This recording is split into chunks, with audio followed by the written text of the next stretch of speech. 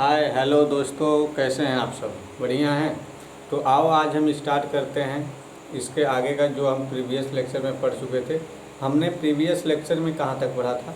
Focus दूरी और वक्रता त्रिज्या में रिलेशन के बारे में पढ़ा था, जो हमने निकाला था F बराबर R/2 के बारे में। तो आज हम दर्पण सूत्र के बारे में पढ़ेंगे। U, V और F में बीच में क्या रिलेशन होता है, हम यहाँ पे उनके बारे में निकालेंगे। ठीक है ना? तो चलते हैं। नज़रें स्क्रीन पर रहनी चाहिए, इधर उधर मत भटकाओ। अगर इधर उधर नज़रें भटकाओगे तो तुम्हारा बोर्ड एग्ज़ाम नंबर भटका देगा। तो नज़रें स्क्रीन पे, कापी कलम लेके बैठना। ठीक है ना? तो पढ़ाई जम के, मैं बार बार कह रहा हूँ, ज़्यादा टाइम है नहीं, सो मत, जागो, पढ़ो, उठो। ठीक है? तो चलो स्टार्ट करते हैं। हेडिंग क्या रहने वाली है? दर्पण सूत्र। क्या हेडिंग रहेगा हमारा? दर्पण सूत्र। बात करें तो मिरर फार्मूला। मिरर फार्मूला किसके लिए हम निकालने वाले हैं? अवतल दर्पण के लिए। अवतल दर्पण के लिए। ठीक है ना? तो हम अवतल दर्पण के लिए दर्पण सूत्र फार्मूला करेंगे, U, V और F में संबंध निकालेंगे। तो ध्यान से देखना। हम मान लेते हैं कि कोई एक हमारा क्या है, अवतल दर्पण है। ये कोई एक हमारा अवतल दर्पण है और ये क्या है? ये इसका मुख्य अक्ष है। ये हम मान लेते हैं इसका यहाँ पे ध्रुव है, मतलब कि P है। अच्छा, हम मान लेते हैं कि बिंदु के आकार का, ये बिंदु के आकार का कोई वस्तु है, पॉइंट O पे रखी हुई है। हम इस यहाँ से हम कोई एक प्रकाश की किरण आपतित कराते हैं। ये देखो, ये क्या है कि कोई एक प्रकाश की किरण हमने क्या कराया? आपतित कराया। अब मान लेते हैं कि इस मुख्य अक्ष पर ये पॉइंट क्या होगा? इसका सेंटर होगा, मतलब वक्रता केंद्र होगा। अच्छा, एक बात याद है, हमने तुमको फोकस दूरी और वक्रता त्रिज्या में रिलेशन जब पढ़ा रहा था तो हमने बताया था कि ये पॉइंट है कोई, हम इसको अगर नाम दे देते हैं A, तो इस बिंदु C से अगर हम A को मिला दें तो यह इसका लंब होगा। क्योंकि जानते हो, अगर कोई एक सर्कल होता है, उस सर्कल का कोई एक केंद्र होता है, अगर उसके केंद्र से अगर हम किसी भी बिंदु को मिलाने वाली जो रेखा होती है वह उसका अभिलंब कहलाता है। तो अगर हम इस C से अगर हम इस A को मिला दें, अगर हम इस C को अगर हम इस A से मिला देते हैं, क्या करते हैं, A से अगर हम मिला देते हैं तो इसका क्या कहलाएगा? अभिलंब कहलाएगा। अच्छा, जब ये किरण यहाँ से आपतित हो रही है तो ये किरण परावर्तित भी होगा। ये किरण क्या होगी? ये किरण परावर्तित भी होगी। तो हम मान लेते हैं इस पॉइंट F पर एक किरण क्या हो रही है? परावर्तित हो रही है। ठीक है? करते क्या है कि एक प्रकाश की किरण यहाँ सीधे भेज देते हैं। कहाँ पे? ध्रुव पे। जब यहाँ पे भेजेंगे फिर यहाँ से टकरा के फिर क्या आएगी? वापस। और इस पॉइंट मान लेते हैं, इसको सजदर क्या नाम दे देते हैं? I। तो इस पॉइंट I पर क्या होता है? इसका इमेज बनता है। ध्यान समझना। जैसे कोई अगर हम परपेंडिकुलर कोई प्रकाश की किरण आपतित कराते हैं तो वो लंबवत ही, मतलब परपेंडिकुलर ही क्या होती है? परावर्तित हो जाती है। हमने तुम्हें समझाया था, जो नहीं देखा लेक्चर फर्स्ट में वो चीज़ बताया है, देख सकते हैं आप इसके बारे में। तो यहाँ पे पॉइंट पे क्या होगा? इमेज बनेगा I पे। हम मान लेते हैं इस पॉइंट A से कोई एक परपेंडिकुलर ड्रॉ कर देते हैं इस मुख्य अक्ष के बिंदु M पे, जिसकी हाइट कितनी है? +h है। ठीक है? अच्छा, ये जो किरण आपतित हुई है, इनके और अभिलंब के बीच में एक कोण कितना बनेगा? I। और ये अब परावर्तित और इस अभिलंब के बीच में कितना कोण बनेगा? R बनेगा कोण। यहाँ तक क्लियर है कि नहीं? ध्यान से समझना। हम मान लेते हैं कि हमारा क्या है, कोई एक अवतल दर्पण है जिसका ध्रुव P है, जिसकी वक्रता केंद्र C है। मान लेते हैं कि इस मुख्य अक्ष पर कोई बिंदु O पर कोई एक वस्तु रखी गई है, जहाँ से कोई एक प्रकाश किरण आपतित कराया जाता है। दर्पण की सतह पर पड़ने के बाद होता क्या है कि वह परावर्तित हो जाती है और बिंदु आई पर वो अपना इमेज बनाती है, मतलब कि प्रतिबिंब बनाती है। देखो दोस्तों, होता क्या है कि आपने इसका प्रूफ यू भी और एफ में संबंध सीखा होगा कि जैसे समरूप त्रिभुज लेकर के वहाँ पे अनुपातिक भुजा, फिर समद्विबाहु, ये सब कहानी मतलब ये बहुत ज़्यादा झंझट होता है। यहाँ पे कुछ नहीं करना है, ये सब नॉर्मली बस त्रिकोणमिति जिसको आता है एकदम नॉर्मली रहेगा, ठीक है ना। तो बहुत इजी है, बस एक एक चीज़ें देखते जाना आराम से। इतना चीज़ें क्लियर हुआ। अगर हम आगे बात करें तो चलते हैं परावर्तन के नियम से। किसके नियम से भाई? परावर्तन के नियम से। यहाँ लिखते हैं परावर्तन के नियम से, परावर्तन के नियम से। अब परावर्तन के नियम से चलेंगे तो हम जानते हैं जो कोण आई होता है वो कोण आर के बराबर होता है। अच्छा, यदि हम मान लें जब ये दोनों कोण बराबर है तो ये दोनों कोण बराबर हम मान लेते हैं थीटा, मतलब कि आई बराबर भी थीटा होगा और आर बराबर भी क्या होगा? थीटा होगा। ध्यान समझना, आई और आर आपस में क्या होते हैं? बराबर होते हैं परावर्तन के नियम से। जब ये दोनों कोण बराबर होते हैं, मान लेते हैं आई और आर बराबर क्या है? थीटा। आई की जगह भी थीटा है और आर की जगह भी क्या मान लेते हैं? थीटा है। अगर इतना चीज़ें हैं तब होगा क्या कि त्रिभुज ए ओ सी में चलते हैं। त्रिभुज ए ओ सी में ऐसा हम इसको से दैट अल्फा बीटा, इसको हम नाम दे देते हैं गामा। ये कितना एंगल बनाएगा? 90 डिग्री। तो हम क्या चलते हैं? त्रिभुज ए ओ सी में बहिष्कोण प्रमेय द्वारा, बहिष्कोण प्रमेय से। अब बहिष्कोण प्रमेय क्या कहता है कि जो बाह्य कोण होती है और जो अंतःकोण होती है, दो अंतःकोणों को योग के बराबर क्या होता है? बाह्य कोण होता है। तो अगर हम त्रिभुज ए ओ सी को देखें थोड़ा, ए ओ सी को, तो इसमें बाह्य कोण कितना है? बीटा। तो बीटा बराबर हो जाएगा अल्फा प्लस थीटा, मतलब theta plus alpha. Relation number कितना दे देते हैं? फर्स्ट। कितना दे देते हैं बोलो भाई? फर्स्ट दे देते हैं। अब दूसरी त्रिभुज में चलें तो त्रिभुज ए सी आई, देखो ए सी आई, इस वाले त्रिभुज की बात हो रही है। हम यहाँ लिखते हैं त्रिभुज ए सी आई में सेम फॉर्मेट रहेगा बहिष्कोण प्रमेय से। अगर हम ए सी आई में देखें, ए सी आई में देखें तो हमारा गामा जो होगा वो बाह्य कोण होगा और यहाँ पे थीटा प्लस क्या हो जाएगा? बीटा। थीटा प्लस क्या हो जाएगा भाई? बीटा। इसको हम दे देते हैं रिलेशन नंबर सेकेंड। लिखते हैं अब क्या? समीकरण 1 व 2 को घटाने पर, क्या करने पर? घटाने पर। जब दोनों को घटा देंगे तो इक्वेशन फर्स्ट क्या है? इक्वेशन फर्स्ट है थीटा प्लस अल्फा बराबर बीटा। इक्वेशन सेकंड क्या है? थीटा प्लस बीटा बराबर गामा। यहाँ पे जब दोनों को घटाएंगे माइनस माइनस, ये देखो कट जाएगा, ये आएगा अल्फा माइनस बीटा बराबर, इसको अगर हम हल करें तो आएगा बीटा माइनस गामा। गामा को इधर लाते हैं, बीटा को इधर ले जाते हैं तो आएगा अल्फा प्लस गामा बराबर माइनस माइनस इधर जाएगा प्लस, तो इधर कितना हो जाएगा? 2 beta. Say that equation number कितना दे देते हैं? थर्ड। कितना दे देते हैं भाई? थर्ड दे देते हैं, ठीक है ना। अब आगे क्या करना है? हमारा इक्वेशन नंबर 3 तक मिल गया है। अच्छा, हम जानते हैं जो दर्पण होता है, इस दर्पण का जो द्वारक होता है बहुत छोटा है। मान लेते हैं से दैट कि दर्पण का द्वारक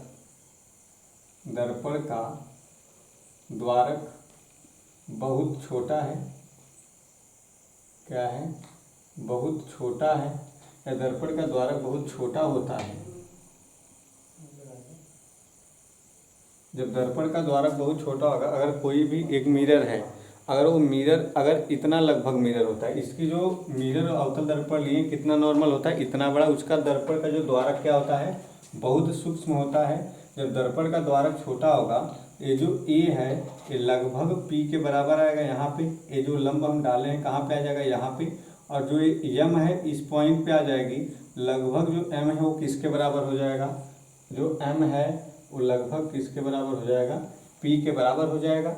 जब एम पी के बराबर हो जाएगा तो यहाँ से हम अल्फ़ा, गामा और बीटा की वैल्यू निकाल लें। तो अल्फ़ा बीटा और गामा का जब मान निकालेंगे तो हमें आप बोल सकते हैं अल्फ़ा बराबर tan अल्फ़ा इक्वल टू, अब tan अल्फ़ा बराबर क्या लगा देंगे यहाँ पे, देखो अगर हम अल्फ़ा एंगल के लिए बात करें, अल्फ़ा एंगल कहाँ ये है, इसके लिए ए हमारा क्या कहलाएगा, पी से ए तक, पी से ए तक ए हमारा क्या कहलाएगा। अब यहाँ पे लंब बट्टे क्या लगाना है, लंब बट्टे आधार, तो यहाँ से जो ए से एम तक है, देखो ए लंब हो जाएगा अल्फ़ा कोण के लिए, तो आप लिखेंगे ए एम बटे में आधार ओ से एम तक, और से दैट एम की जगह पी लिए हैं तो ए पी अपान में क्या हो जाएगा ओ पी, और ए पी की वैल्यू कितनी है एच, अगर ए एम की वैल्यू एच है, जब एम पी के बराबर हो गया है तो ए पी की वैल्यू भी कितनी होगी प्लस में एच।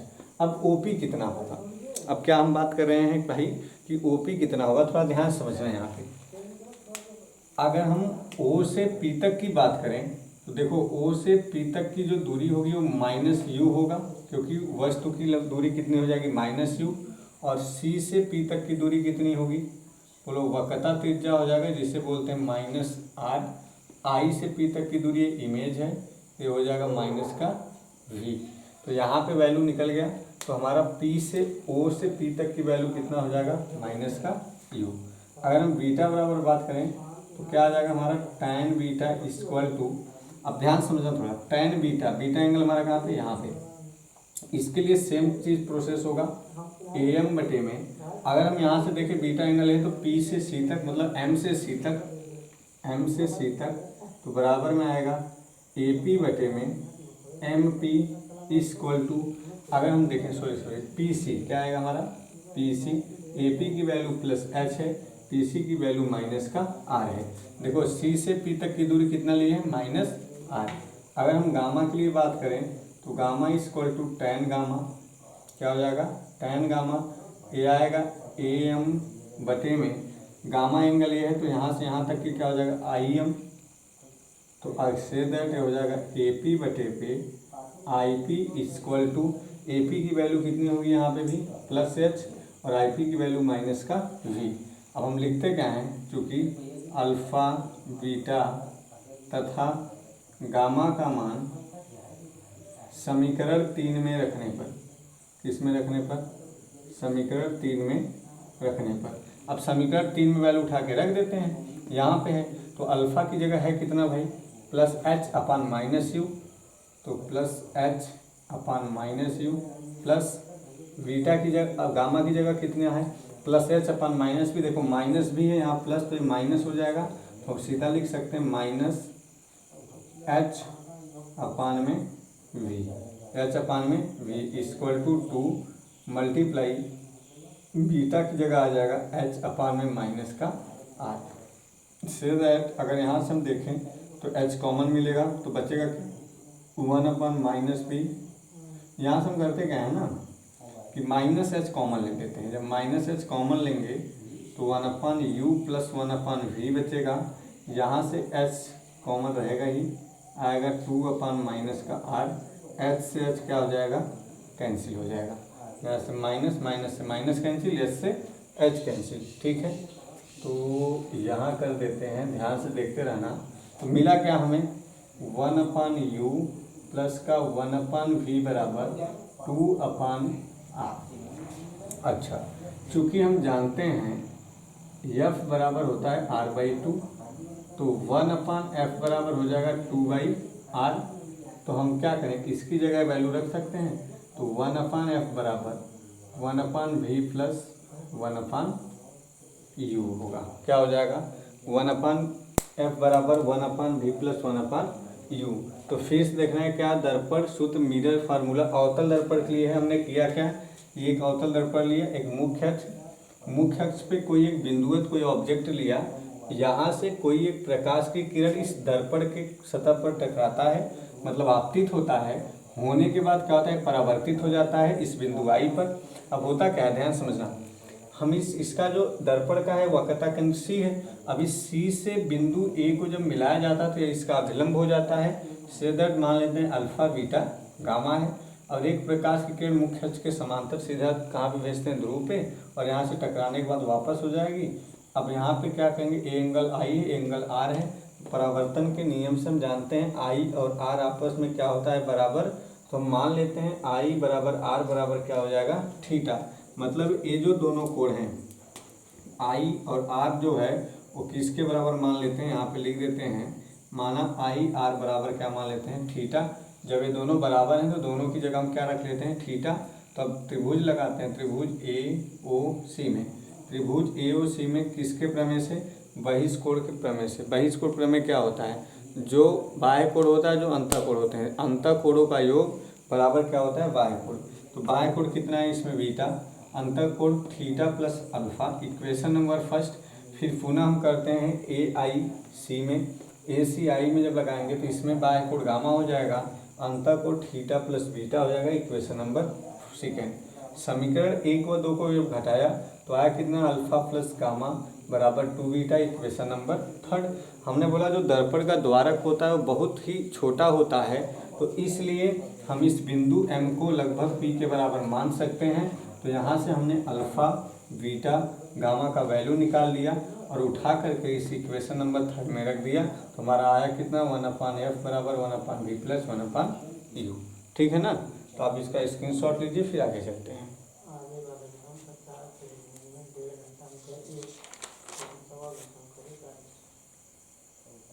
ठीक है, हो गया। तो चलो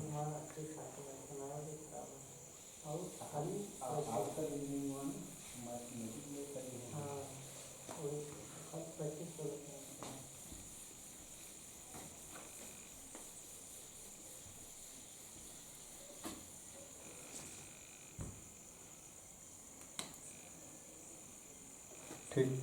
अब ध्यान सुनना, अगला का टॉपिक करने वाली है रेखीय आवर्धन।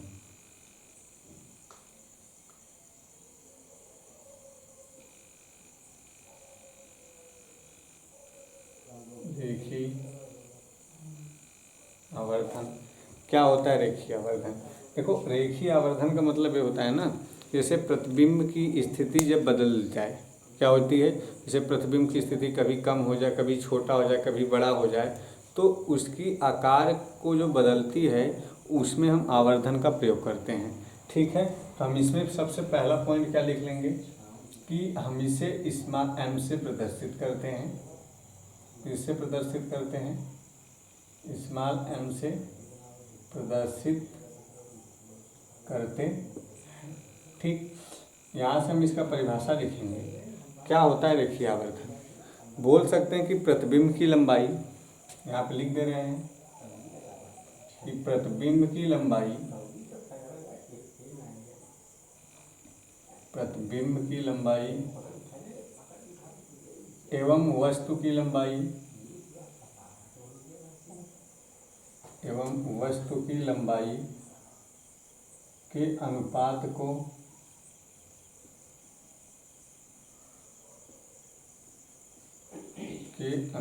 को रेखीय आवर्धन कहते हैं। क्या कहते हैं, रेखीय आवर्धन कहते हैं। क्या बोला, प्रतिबिंब की लंबाई एवं वस्तु की लंबाई के अनुपात को क्या कहते हैं, रेखीय आवर्धन कहते हैं। ठीक है ना।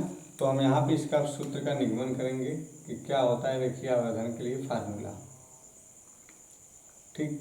तो हम मान लेते हैं हमारा कोई अवतल दर्पण है और ये इसका क्या है, मुख्य अक्ष है, प्रिंसिपल एक्सिस हो गया, और एक कोई पॉइंट है जो पोल मतलब कि ध्रुव है। अब होगा कि मान लेते हैं कि इस पॉइंट ओ पर कोई एक ऑब्जेक्ट रखा हुआ है, इसका नाम देते हैं ए बी। किस पॉइंट पर, पॉइंट ए पर ए बी कोई वस्तु रखी हुई है। अब होगा क्या कि यहाँ से मुख्य अक्ष के समांतर हम एक प्रकाश किरण आपतित कराएंगे ए, और होता क्या है कि ये फोकस से होकर के गुजर जाती है। किस पॉइंट से गुजरती है, फोकस से होकर गुजर जाएगी। ये हमने आपतित कराया और ये फोकस से होकर के गुजर गई। अब दूसरा क्या होगा कि अब हम दूसरी प्रकाश की किरण कहाँ आपतित कराएंगे, बोलो। दूसरी प्रकाश की किरण हम इस पोल पे डायरेक्ट आपतित कराते हैं, और यहाँ से होता क्या है कि जितने कोण पे आपतित होती है उतने ही कोण से क्या होती है, परावर्तित हो जाती है। और हम इस वाले पॉइंट पे इस वाले पॉइंट पे क्या बन जाता है हमारा, इमेज बन जाता है। इसका भी कोण कितना होगा, थीटा। इस वाले पॉइंट पे क्या बन रहा है, इमेज। बहुत ध्यान समझना, हम मान लेते हैं ये जो हमारा इमेज बन रहा है ए डैश से दैट बी डैश है। हमने क्या बोला कि दो प्रकाश किरण लिया। पहली प्रकाश की किरण मुख्य अक्ष के समांतर आपतित कराया और फोकस से होकर के चली गई। हमने क्या किया, दूसरी प्रकाश की किरण को ध्रुव पे आपतित कराया और जितने कोण पे आपतित होती है उतने ही कोण से परावर्तित हो जाती है। किसके नियम से होता है, परावर्तन के नियम से। जब ये परावर्तन के नियम का पालन कर रहा है, दोनों कोण बराबर होते हैं, मतलब परावर्तन कोण और अपवर्तन कोण आपस में क्या होते हैं, बराबर होते हैं। अर्थात बोल सकते हैं जो थीटा आई है वो भी थीटा है और जो आर है वो भी क्या है, थीटा है। अब थोड़ा ध्यान समझना, वस्तु ए बी था, image A dash B dash, इस पॉइंट पे दोनों किरणें स्वयं काट रही हैं, तो यहाँ पे क्या बनेगा, वास्तविक प्रतिबिंब बनेगा। क्लियर है इतनी बात। हम मान इसका नाम दे देते हैं ए डैश बी डैश। अच्छा, मान लेते हैं जो वस्तु है इसकी जो डिस्टेंस है एच ओ है, कितना है एच ओ, और इसकी जो डिस्टेंस है कितनी है एच आई। अच्छा, वस्तु की लंबाई को हम प्लस में मापते हैं और प्रतिबिंब की लंबाई को हम किस में मापते हैं, माइनस में मापते हैं। ठीक है ना, इतनी बात क्लियर है। तो हम आगे चलते हैं। अब थोड़ा ध्यान समझना, वस्तु से ध्रुव के बीच की डिस्टेंस कितना होगा, वस्तु से ध्रुव के बीच का डिस्टेंस होगा माइनस यू। कितना होगा, माइनस यू। इमेज से ध्रुव के बीच का डिस्टेंस कितना होगा, माइनस का भी। ध्यान समझना, वस्तु से माइनस यू, इमेज से माइनस भी डिस्टेंस होगा। अब हम यहाँ पे चलते हैं आगे थोड़ा। यम बराबर होता क्या है, यम बराबर होता है, मतलब आवर्धन बराबर हमने क्या पढ़ा, प्रतिबिंब की लंबाई बटे वस्तु की लंबाई के अनुपात को हम क्या कहते हैं, रेखी आवर्धन कहते हैं। क्या कहते हैं, रेखी आवर्धन कहते हैं। ठीक है ना। तो हम आते हैं त्रिभुज ओ पी बी में, त्रिभुज ओ पी बी में इस वाले एंगल के लिए हम बात करें, ये जो एंगल हमारा कितना है, थीटा है। ठीक है ना। अगर हम यहाँ पे त्रिभुज बात करें ओ पी बी में, त्रिभुज ओ पी बी में, तो ओ पी बी में अगर हम अप्लाई करें, क्या अप्लाई करते हैं, टैन थीटा। क्या अप्लाई करते हैं बच्चों, टैन थीटा। तो टैन थीटा बराबर क्या होता है, लंब बटे आधार। तो लंब यहाँ पे कितना हो जाएगा h0, मतलब h0 बटे में आधार कितना हो जाएगा P से O तक, और P से O तक की दूरी है कितनी, माइनस यू। तो हम यहाँ पुट कर देते हैं कितना, माइनस का u। ठीक है, इसको दे देते हैं रिलेशन नंबर फर्स्ट। अब अगर अगला त्रिभुज की बात करें तो त्रिभुज B dash P A dash, त्रिभुज B dash P A dash में, तो त्रिभुज B dash P A dash क्या है, तो त्रिभुज B dash A dash P में इस वाले त्रिभुज के लिए बात हो रही है। एक बार तो इस वाले ट्रायंगल के लिए बात हुआ फर्स्ट केस में, एक बार इस वाले ट्रायंगल के लिए बात हो रहा है सेकेंड केस में।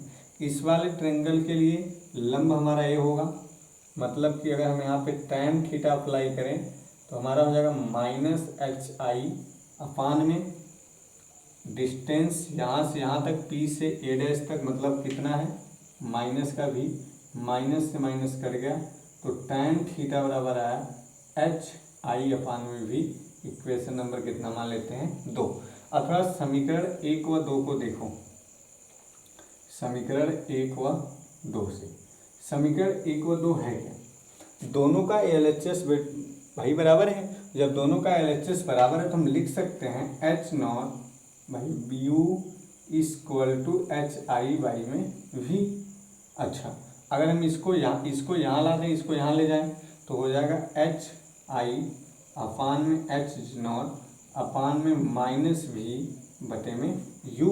तो थोड़ा ध्यान से समझो, ए वाली वैल्यू क्या है, m है, तो m बराबर हो जाएगा माइनस वी बटे में यू। क्या हो जाएगा, m बराबर हो जाएगा माइनस वी बटे में यू। तो दोस्तों आशा करते हैं आपको समझ में आया होगा। ठीक है ना। ये क्या होता है, रेखीय आवर्धन का सूत्र होता है। ठीक है ना। आपको बहुत सारे लोग बस इसका डायरेक्ट m बराबर माइनस वी बाई यू लिखवा देते हैं, लेकिन कैसे आता है ये नहीं बताते हैं। तो हम आपको यहाँ पे इसका डेरिवेशन पूरी अच्छी तरीके से करके बताए हैं। ठीक है, कि एक अवतल दर्पण लेंगे, उसमें एक मुख्य अक्ष होगा, एक ध्रुव होगा, एक सेंटर होगा। होता क्या है कि जब हम मुख्य अक्ष पे किसी बिंदु O पर कोई एक ऑब्जेक्ट AB रखते हैं तो उस वस्तु के से हम एक प्रकाश की किरण मुख्य अक्ष के समांतर आपतित कराते हैं। O सतह से टकराने के बाद फोकस से होकर के गुजर जाती है। दूसरा केस क्या करते हैं कि हम उस वस्तु से ध्रुव पे प्रकाश की किरण आपतित कराते हैं और वो जितने कोण पे आपतित होती है उतने ही कोण पे परावर्तित हो जाती है। हम मान लेते हैं कि आपतन कोण था थीटा और परावर्तन कोण भी कितना होता है, थीटा होता है। जब इतना केस देखा, हमने देखा O से P तक की दूरी -u और A' से P तक की दूरी -v है। हमने बोला तब त्रिभुज OPB में हमने देखा tan थीटा बराबर h0 HO/-u। h मतलब क्या है, वस्तु की ऊंचाई, बटे -u क्या है, वस्तु की दूरी। तो यहाँ पे हो गया इक्वेशन नंबर फर्स्ट। दूसरे त्रिभुज में B'P A' में तो tan थीटा बराबर आ गया प्रतिबिंब की ऊंचाई बटे प्रतिबिंब की लंबाई, माइनस से माइनस कट गया, tan थीटा बराबर hi/v। Equation number second. समीकरण 1 व 2 से हमने जब देखा तो दोनों LHS इक्वल हैं, तो h मतलब कि वस्तु की ऊंचाई बटे -u बराबर प्रतिबिंब की ऊंचाई बटे प्रतिबिंब की लंबाई। तो यहाँ से हमने देखा तो hi, अगर हम h0 को यहाँ ले चलें, v को यहाँ ले आएँ तो हो जाएगा hi/h0 बराबर -v/u। और ये पूरी किसके बराबर होती है बेटा, m के बराबर होती है। तो m = हो जाएगा -v/u। ठीक है ना। तो आशा करते हैं समझ में आएगा। आप लोग इसका स्क्रीनशॉट लीजिए, फिर आगे चलते हैं। ले लिए, ठीक है। तो दोस्तों हमारा ये 2 चीज़ बचा था दर्पण से रिलेटेड, तो हमने इसको पढ़ लिया है। अब हमारा जो नेक्स्ट लेक्चर आएगा उसमें हम अपवर्तन के बारे में पढ़ेंगे, उस अपवर्तनांक क्या होता है। तो हम एक एक चीज़ें के बारे में पढ़ते चलेंगे। आप लोग वीडियो को ज़्यादा से ज़्यादा शेयर करिए, अपने फ्रेंड को भी बताइए जो क्लास 12th में हो, और ये चीज़ें क्लास 10th वाले भी पढ़ सकते हैं, ठीक ना। तो आप लोग ज़्यादा से ज़्यादा शेयर करिए। जितना आप लोग शेयर करेंगे वीडियो को और जितना थोड़ा सपोर्ट करेंगे, हमें भी पढ़ाने में उतना मज़ा ही आएगा, ठीक है ना। तो आप लोग यहाँ तक क्लियर हो गया है। आपको आज हमने 2 टॉपिक क्लियर कराया, दर्पण सूत्र और रेखीय आवर्धन का सूत्र, ठीक है। दोनों के बारे में अच्छी तरीके से, अगर आपको कुछ प्रॉब्लम होगी तो आप कमेंट बॉक्स में बेहिचक आप कमेंट कर सकते हो कि सर ये हमें चीज़ें समझ में नहीं आया है। तो नेक्स्ट लेक्चर में आपको चीज़ें समझाने की कोशिश की जाएगी, ठीक है ना। तो आज के लिए इतना ही रहेगा। 2 टॉपिक कल हम फिर पढ़ेंगे अपने नेक्स्ट लेक्चर में, कि इसके आगे से जो चीज़ें टॉपिक में पढ़ा है हम एक एक टॉपिक पढ़ाते चलेंगे। जितनी फिजिक्स से पढ़ाते चलेंगे भी तो भाई इंपॉर्टेंट डेरिवेशन भी लाएंगे, ठीक है ना। तो हर चीज़ें आपको यहाँ पे मिलता जाएगा। तो आप लोग इसका स्क्रीनशॉट लीजिए, पढ़ाई से अच्छे से करते रहिए। तो हम मिलेंगे आपसे कल इसी टाइम पे, मॉर्निंग में 6:15 बजे वीडियो अपलोड हो जाती है यूट्यूब पे। आप लोग वहाँ से जाके हमारे YouTube channel PCM classes by Akash sir पर वहाँ से जा कर के आप विजिट कर सकते हैं, और वहाँ से हमारे जितने वीडियो अपलोडेड हैं प्लेलिस्ट बना दिया गया है रे ऑप्टिक्स का, तो वहाँ पे जा कर के आप हर एक वीडियो को देख सकते हैं, ठीक है ना। तो आज के लिए इतना ही। टेक केयर, बाय बाय, कल मिलते हैं।